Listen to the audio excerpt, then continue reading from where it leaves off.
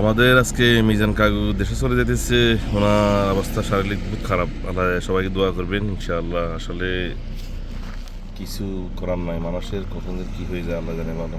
তো এই যে দেখেন কি সুস্থ মানুষ একটা ছিল, এখন অবস্থা একদম উল্টে হয়ে গেছে। এই যে দেখেন, আল্লাহ তাকে